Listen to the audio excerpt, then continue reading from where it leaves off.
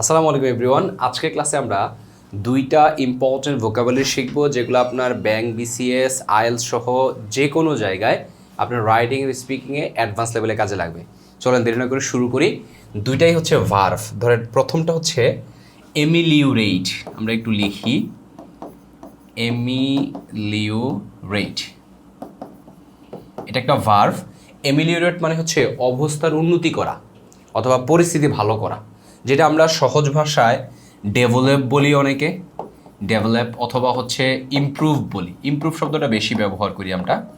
তো তার মানে এমিলিউরেট মানে কি আমরা বলতে পারি হচ্ছে উন্নত করা, কোনো পরিস্থিতি পরিবেশ এগুলাকে উন্নত করা মানে এমিলিউরেট, অথবা আমরা বলি পরিস্থিতি ভালো করা, পরিস্থিতি ভালো করা। এখন এই বাক্যটা তো আমাদের এই শব্দটা তো আমাদের বাক্যে ব্যবহার করতে হবে। ধরেন আমি একটা এরকম বললাম, ফর এক্সাম্পল বললাম যে কর্তৃপক্ষ আশা করছে যে নতুন নিয়মগুলা বা নতুন নীতিগুলা দরিদ্রদের জীবনযাত্রার মান উন্নত করবে, ফর এক্সাম্পল উন্নত করবে বা উন্নত করতে পারে, নিজের মতন করে ব্যবহার করতে পারবে। তাহলে কি বললাম যে কর্তৃপক্ষ আশা করছে যে, তাহলে বা আশা করে যে, এরকম আমরা বলতে পারি। কর্তৃপক্ষ মানে অথরিটি। আপনি চাইলে সংশ্লিষ্ট কর্তৃপক্ষ বলতে পারেন অথবা ঊর্ধ্বতন কর্তৃপক্ষ বলতে পারেন। সংশ্লিষ্ট কর্তৃপক্ষ বলতে আমরা বলি অথরিটি কনসার্নড, মানে সংশ্লিষ্ট কর্তৃপক্ষ। আর যদি ঊর্ধ্বতন কর্তৃপক্ষ বলেন তাহলে এটা হবে হচ্ছে higher authority, higher authority.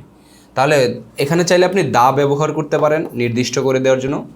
The authority concern, সংশ্লিষ্ট কর্তৃপক্ষ আশা করছে যে, আমরা বলতে পারি হোপস দ্যাট, আশা করছে যে, কি আশা করছে? এই নতুন নীতিগুলা। তাহলে দ্য নিউ পলিসিস কি করবে? দরিদ্রদের জীবনযাত্রার মান উন্নত করবে। তাহলে উইল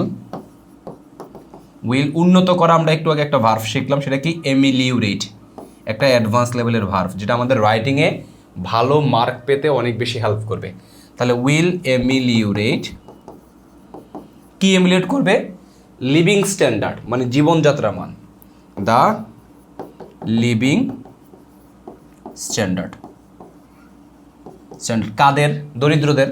তাহলে অফ দ্য পুয়ার, আমরা পুয়ার পিপল লিখতে পারি, তবে দ্য পুয়ার লিখলে পুয়ার পিপলদেরকে বোঝায়, এটার জন্য আর আলাদা করে দেওয়ার দরকার নেই। তাহলে এমিলিউরেট এটা একটা ভার্ভ, যেটা মানে হচ্ছে উন্নত করা, ভালো করা, পরিস্থিতি ভালো করা, এরকম অগ্রগতি করা, এরকম আমরা বলতে পারি। তাহলে পুরো বাক্যটা কি দাঁড়াচ্ছে? Authority concern hopes that the new policies will ameliorate the living standard of the poor. Okay, আমরা চাইলে লিভিং কন্ডিশনও বলতে পারি, স্ট্যান্ডার্ড না বলে জীবনযাত্রার অবস্থা, এরকম কন্ডিশন। ওকে, তাহলে এটা একটা শব্দ। আমরা আরও একটা শব্দ শিখবো আজকের ক্লাসে, যেটা আমাদের অ্যাডভান্স রাইটিংয়ে অনেক বেশি পরিমাণে কাজে দিবে। ওকে, আমরা অনেকেই ব্যাংক বিসিএসের রিটার্ন পরীক্ষা দিই, ভালো মার্ক পাই না, আইএলসে ভালো মার্ক তুলতে পারি না, সো আমাদের অনেক কাজে লাগবে। আরেকটা শব্দ হতে পারে মিটিগেট, মানে হচ্ছে কোনো কিছু লাঘব করা, উপশম করা, অর্থাৎ ক্ষতি কমানো, মানে আপনার যে কোনো ধরনের ক্ষতি কমানো। ওকে, তাহলে শব্দটা কি? Mitigate, mitigate. ওকে, তাহলে মিটিগেট মানে কি বললাম? আমরা বলতে পারি লাঘব করা। লাঘব করা মানে হচ্ছে কমানো, হ্রাস করা কোনো কিছু, বিশেষ করে ক্ষতির ক্ষেত্রে এটা বেশি ব্যবহার করা হয়। এটা হইতে পারে আপনার দুঃখ দুর্দশার ক্ষেত্রেও লাঘব বলতে পারি আমরা, মিটিগেট করা। তাহলে লাঘব করা। উপশম করা বলতে পারি আমরা, অন্য অর্থে ক্ষতি কমানো বলতে পারি, ক্ষতি কমানো। এটা একটা ভার্ভ। সো আমরা যদি এইটা দিয়ে সেন্টেন্স থিঙ্কিং করি, একটা সেন্টেন্সে ব্যবহার করি। ধরেন আমি বললাম গাছ লাগানো আমাদেরকে জলবায়ু পরিবর্তনের প্রভাব থেকে লাঘব করতে সাহায্য করতে পারে, এরকম কিছু একটা বললাম। মানে গাছ লাগাইলে কি হবে? জলবায়ু পরিবর্তনের প্রভাবটা লাঘব করতে সাহায্য করবে আমাদেরকে। এটা হচ্ছে মূল থিমটা। তাহলে গাছ লাগানো মানে হচ্ছে প্ল্যান্টিং ট্রিজ। তাহলে আমরা বলতে পারি যে প্ল্যান্টিং ট্রিজ, গাছ লাগানো। তাহলে এটা পুরোটা কিন্তু সাবজেক্ট। কি করতে পারে? আমাদেরকে সাহায্য করতে পারে। তাহলে ক্যান হেল্প, ক্যান হেল্প, আমাদেরকে সাহায্য করতে পারে। কি সাহায্য করবে? কমাতে, ক্ষতি কমাতে অথবা লাঘব করতে, উপশম করতে। তাহলে টু মিটিগেট, এখানে টু মিটিগেটের টুটা হবে না, আমি একটু পরে ব্যাখ্যায় আসতেছি। মিটিগেট, কি মিটিগেট করবে? জলবায়ু পরিবর্তনের প্রভাব।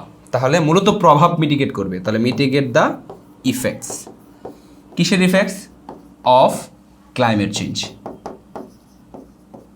Climate change. তাহলে কী দাঁড়ালো ব্যাপারটা? যে planting trees can help mitigate, এই টুটা আমরা দিব না। এটার কারণটা হচ্ছে হেল্প ভার্বের পরে যখন আরও একটা ভার্ব আসে, তখন ওই ভার্বটা যদি আমরা উদ্দেশ্য বুঝাইতে ব্যবহার করি, যেমন কি করতে? মিটিগেট করতে, তখন টুটা দেয় না।